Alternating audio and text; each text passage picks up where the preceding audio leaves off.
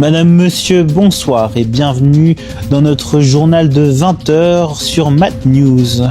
Tout d'abord les titres. Une importante manifestation s'est organisée à Paris à l'occasion de la Journée internationale de lutte contre les violences faites aux femmes. Le collectif Némésis s'est réuni au square de Temple où des militants antifascistes ont tenté de les intimider.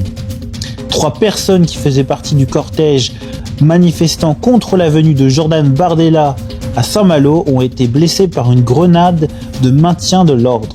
C'est officiel, le LOSC a fait le boulot pour recoller au podium face au Paris FC hier soir. Victoire 4-2 des Dogs, on fera le point tout à l'heure. Et pour commencer, après le 8 mars bis repetita, des manifestations ont été organisées dans plusieurs villes de France ce samedi 22 novembre pour la journée internationale de lutte contre les violences faites aux femmes. À Paris, le collectif Némésis s'est d'abord rassemblé au square du Temple avant de s'élancer dans la marche. Le groupe mené par Alice Cordier était encadré par les forces de l'ordre. Ces dernières ont d'ailleurs empêché des antifascistes de s'en prendre aux militantes. On écoute tout de suite Anaïs qui était sur place. Là-bas, on a les gauchistes qui hurlent Némésis, on n'est pas avec vous, les féministes sont antifa. Et d'autre côté,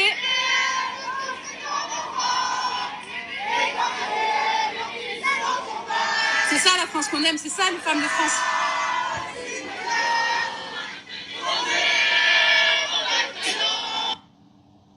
Mais la manifestation n'a pas pu aller jusqu'à Nation, tout simplement à cause des blocages de la gauche. Tout de suite, un reportage de Mathéo Leroc. Le rendez-vous était à 14h pour les sympathisants et sympathisantes, mais aussi militantes du collectif Némésis pour un long cortège pour la journée de lutte contre des violences faites aux femmes. Ce samedi, la manifestation a eu lieu rue du Temple, au square. C'était le point de rendez-vous et fait dérouler dans une atmosphère très tendue par la présence de nombreux antifas qui étaient présents pour insulter, en découdre et empêcher cette manifestation pacifique. Peu avant l'arrivée des sympathisants, une horde de gauchistes a infiltré le square et a tenté de mettre un terme à cette manifestation, mais cela n'a été en aucun cas le cas puisque la police est intervenue. La manifestation s'est par la suite passée dans le bonne humeur suite à des chants pour charrier un petit peu les gauchistes qui insultaient tous les sympathisants autant que les militants. Le mot facho, mot favori de l'extrême gauche, a été prononcé environ 1200 fois au cours du passage du cortège. Un événement qui a été beau dans la lutte contre les violences faites aux femmes, une belle initiative du collectif Némésis. Et on se demande maintenant si l'extrême gauche ne tue pas les manifestations, puisque samedi a eu lieu la journée de lutte contre les violences faites aux femmes. Et évidemment, il y a eu ce cortège magnifique tiré par le collectif Némésis, un collectif féministe. Et cette manifestation ne s'est pas passée comme prévu, puisque de nombreux manifestants cette manifestation étaient présents tout au long du cortège qui devait partir jusqu'à Nation. De nombreux manifestants d'extrême gauche et dangereux ont d'ailleurs été filmés. On vous laisse avec ces images qui font très peur. Le camp du bien. Ils disent ce mot depuis des années, mais regardez ces images. Regardez ce respect envers les forces de l'ordre qui protègent un cortège pacifique. En effet, ces gens sont dangereux et il faudrait peut-être penser à enfermer la racaille.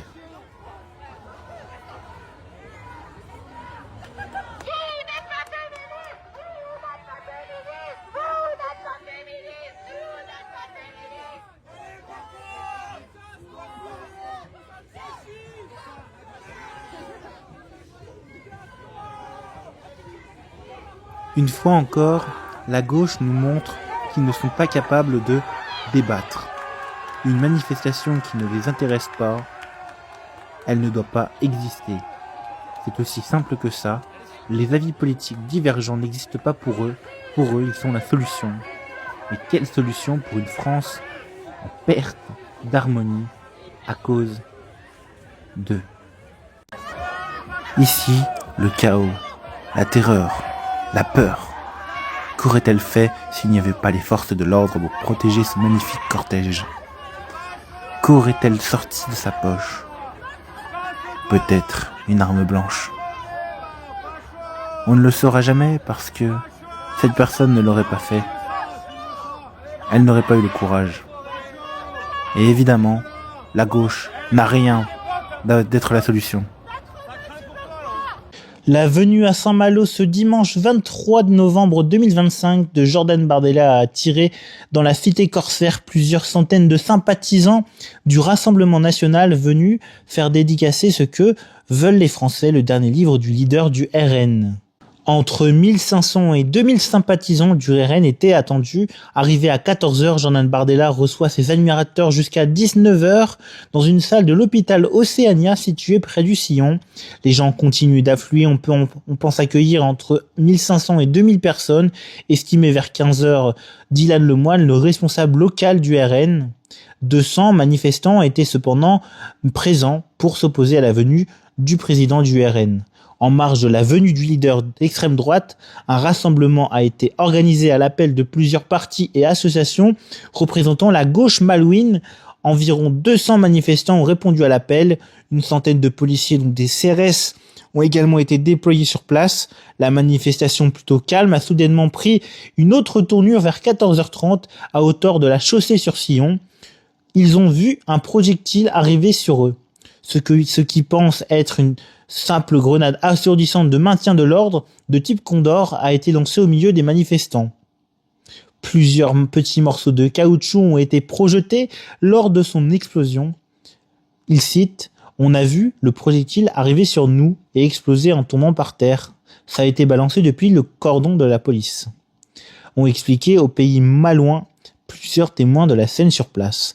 3 personnes, un homme d'une trentaine d'années et 2 femmes âgées de 76 ans, ont été légèrement blessées au niveau des chevilles et prises en charge par les pompiers. Le président du Rassemblement national s'est également rendu ce dimanche pour rencontrer les agriculteurs. Ça va? Ouais. Ça va? Bonjour. On peut changer? Ouais, ça débloque ici. Ça marche. Ce sera plus simple. Ça va? Ça va, Bandade? Ouais. Bienvenue en Bretagne. Merci. Donc, t'es sûr? Très bien. 40 ans, c'est une bonne femme. Je vais juste déposer ça dans la voiture. Merci. 3 km. C'est ma commune, là, Valpoinon. Ouais, ouais, j'ai vu que c'était chez toi. Ouais. Voilà, gauche, ouais. Ça prendra là-bas. Voilà, c'est clair. Comment allez-vous? Très gentil, merci à vous.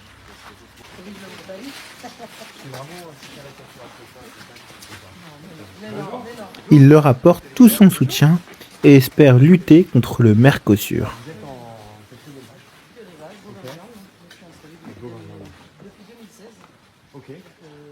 Toujours en sport, et c'était hier soir à Pierre-Mauroy, poussé dans ses retranchements, le LOSC a fait le nécessaire pour la victoire face au Paris FC, 4-2 ce dimanche soir au stade Pierre-Mauroy en clôture de la 13e journée de Ligue 1.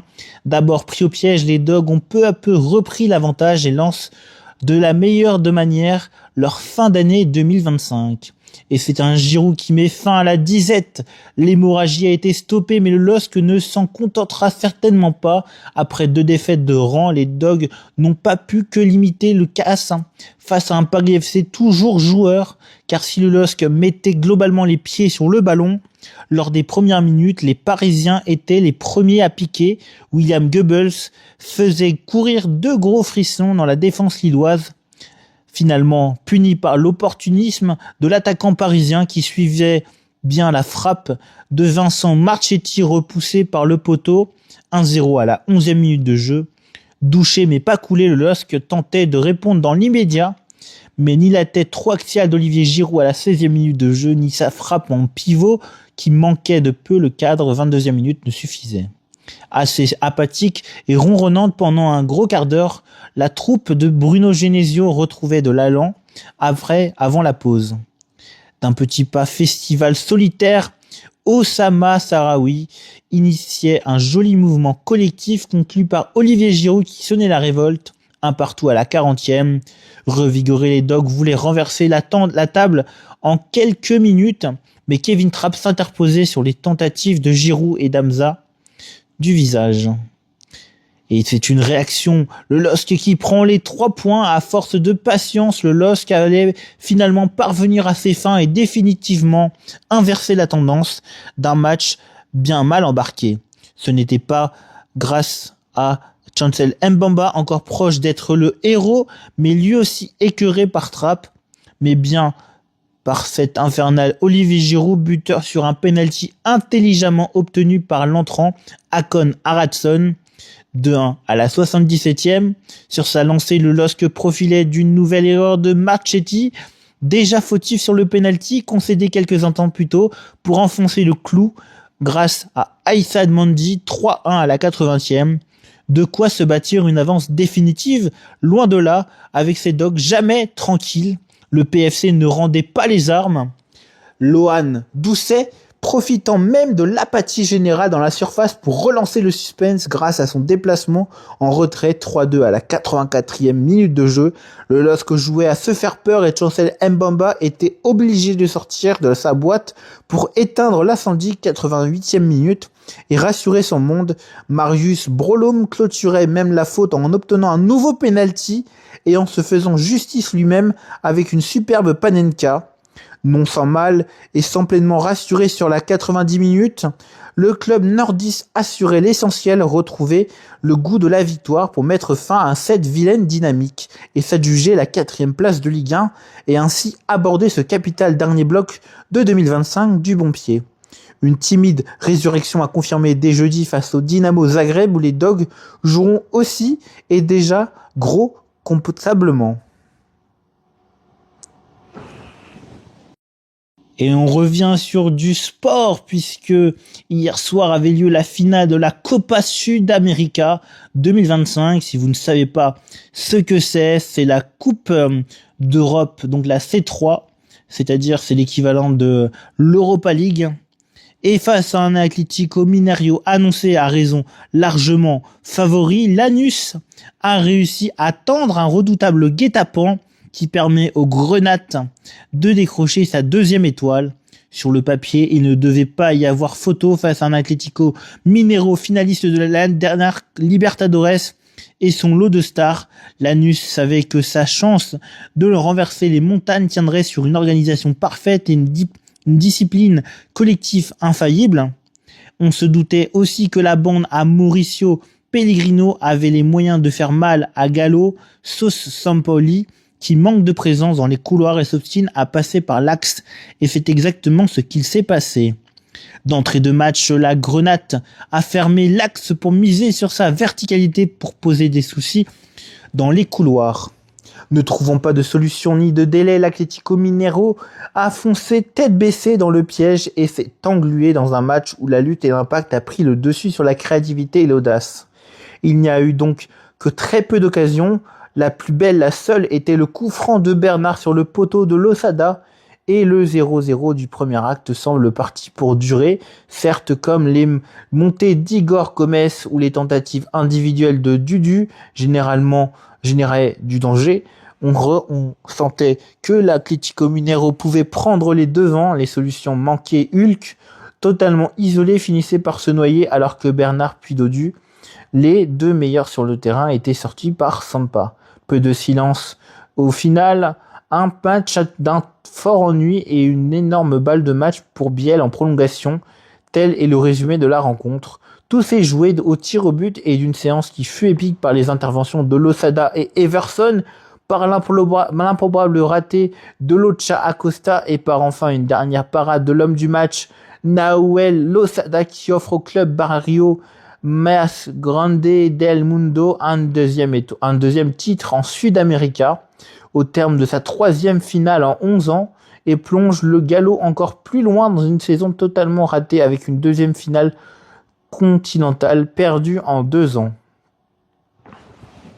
Et bien évidemment, on attend évidemment la finale de la Copa Libertadores, une finale de Ligue des Champions, Palmaras contre le Flamengo. Et on rappelle évidemment que c'est un match sous haute tension, rivalité maximum entre les deux équipes. Et on espère que cette finale se passera sans pépin. On écoute tout de suite le coach qui recadre ses supporters. S'écrier au bord du terrain faisait gagner les matchs. Carlo Ancelotti ne serait pas l'entraîneur le plus titré de l'histoire en Ligue des Champions. Chaque sa façon de le faire et j'ai la mienne. Le jour où les dirigeants penseront qu'il faut quelqu'un pour faire le show, pour les fans, je ne serai plus la bonne personne. Pour le poste, je me concentre sur ce que je peux contrôler. Diriger mon équipe comme je sais le faire. Si ça gêne les fans, qu'ils cherchent un autre coach. Et le portrait de la semaine, cette fois-ci on s'intéresse à Arthur, jeune du PTT 17e, le Paris tennis de table du 17e arrondissement. Il est de nouveau sur les rails pour devenir très très bon, compétiteur depuis son plus jeune âge et aujourd'hui âgé de 17 ans. Il espère vraiment atteindre ce niveau qu'il aime tant, ce niveau qu'il en rêve depuis sa plus tendre enfance. Il souhaite jouer en national et pour l'instant, les compétitifs se sont très bien déroulés. Hier, le jeune prodige a vaincu ses adversaires 3-7-0 pendant les poules. Malheureusement, en barrage, c'est une défaite 3-1 face à Châtillon, un gamin tout comme lui qui était passionné par ce sport qu'est le tennis de table, mais c'est évidemment lors du match à élimination directe, 3-0 face à Levallois-Perret. Le jeune homme était bien au-dessus. Pourtant, il n'était que débutant dans cette compétition. Lui qui n'avait plus pratiqué la compétition depuis 5 ans. Il s'est donné à fond et a su montrer qu'il était parmi les meilleurs joueurs de son club. Pendant les points de classement, lui, il a pu se classer parmi le top 6 et possiblement monter en D3. Très bel effort de sa part, lui qui joue encore en jeune. Il est un avenir dans le ping-pong et peut-être un futur grand, un futur Lebrun, un futur Gauzy. Et puis on espère pour lui qu'il réussira. Évidemment, on le retrouvera très bientôt, peut-être sur les cours, les WTT, les championnats internationaux et peut-être même les championnats du monde. Et bientôt aussi les Jeux Olympiques. Merci de nous avoir suivis pour notre journal. J'ai été ravi d'être dans votre compagnie. Nous vous retrouvons donc lundi prochain pour une nouvelle édition de notre journal sur MathNews. Nous remercions toutes les équipes techniques qui étaient derrière nous. Nous remercions évidemment nos reporters, ceux qui ont fait le déplacement aux différents événements. Évidemment, nous remercions notre rédacteur en chef et évidemment, nous remercions nos journalistes. Nous vous souhaitons de passer une excellente soirée. Merci d'avoir suivi MathNews. À bientôt.